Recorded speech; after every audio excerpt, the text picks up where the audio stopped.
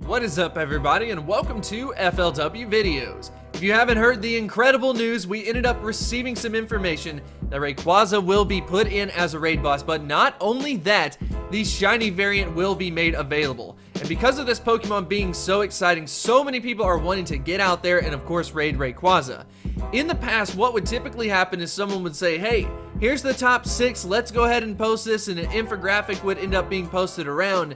But something that kind of gets failed to mention is the fact that they are perfectly maxed out Pokemon and as far as their performance is concerned, leaving out a lot of lower level players as well as people who don't always max out their Pokemon. And that's where today's video comes into play.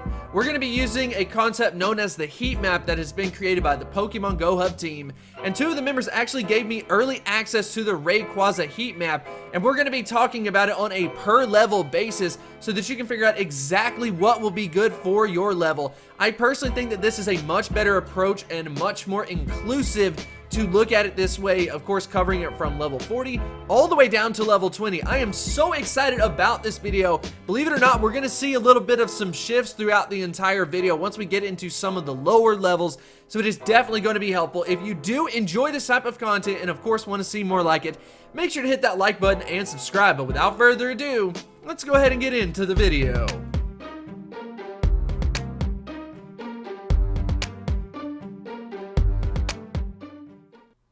So let's go ahead and start this thing off at the level 40. When we take a look at level 40, what we are going to see is the top 3 options are of course going to be Mamoswine, Weavile, and then Glaceon. It's very interesting with Glaceon because you are seeing it showing up multiple times. However, that's going to be due to different combinations of the moveset. So to be honest, I would not end up counting out Glaceon. Sure, it's going to be the 3rd best performer on a couple of these, but at the same time though, because you have so much flexibility amongst the moveset, you may not even have to TM it at all in that case, so it is easily going to be what I would consider the budget option throughout this situation. Moving down to level 35. We're only going to see a switch between Weavile and Glaceon, so Mamoswine is in at that number 1 spot. Glaceon actually takes on the number 2 spot, and then we are going to see Weavile in at the number 3 spot. There's going to be a little bit of a shift related to the timing, but as you're going to see, Glaceon in at its different moveset with Ice Shard and Avalanche is really not going to be that far behind Weavile in that case, so definitely keep that in mind when you are deciding what you want to do. But I will say, Mamoswine is looking good so far. And the cool thing about it is, even though it did have a community day, at the same time though, this moveset is not the community day exclusive move.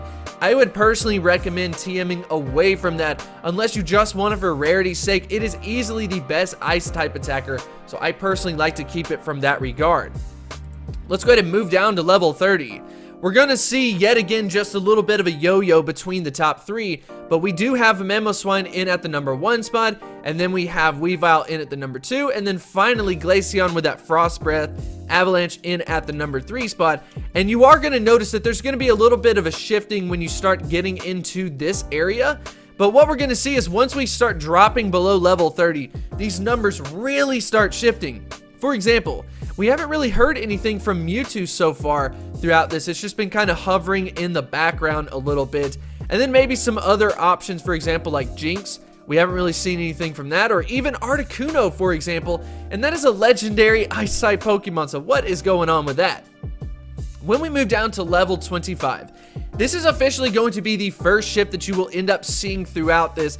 That is a big difference. But one thing did not change. Mamoswine ends up being in at that number 1 spot, and then for the number 2, we're finally seeing Mewtwo. But the reason why this is so interesting is because if you got yourself a Mewtwo and of course have Ice Beam, and if you ended up getting it at level 25, I mean that's obtainable from a raid with a weather boost. That means that you could invest nothing into it and it would actually end up being the 2nd best performer at level 25. So that's actually really cool. And then finally finishing it up is going to be Glaceon. However, it's going to be Ice Shard and Avalanche. Sometimes it just works out that way depending on how the move works out due to its break points and bulk points.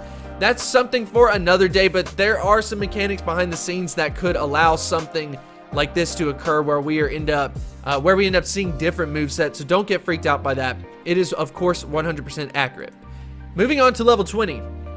Now, I'm not going to necessarily say that I recommend you going in with level 20, but it really depends. I mean, if you've got, like, what, 20 trainers in there, going in with level 20 Pokemon is not going to be that big of a deal. But, of course, as you go down and you start getting less and less and less, then it becomes a little bit more of a deal where you are going to want to try to power it up because people are going to need your help. You will become more important the smaller the groups become.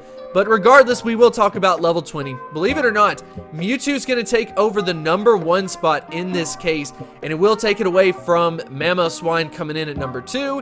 And then finally, interestingly enough, we've got that Ice Shard, Ice Beam combination in this case. So this is the first time that we have seen that coming in at the number 3 spot. But once again, we're not necessarily recommending you to have just level 20 Pokemon. But of course, if you are starting out, this could be a really solid option. Anyways, I hope you did enjoy this video. I personally had so much fun being able to do this as opposed to just the regular raid guides. I hope it was helpful to you. I also wanted to end with a brief message that I just created a new shirt. Ended up getting some help from some friends on Twitter. Check this out. If you are a fan of the sock method, you can finally rock out with your sock out with the official FLW video merch. I hope you do enjoy that. I think it's hilarious to have. I'm personally going to order one for myself. I would love to see this out in public. I just want to go ahead and share that with you. Anyways, I hope you did enjoy the video, and I will see you next time.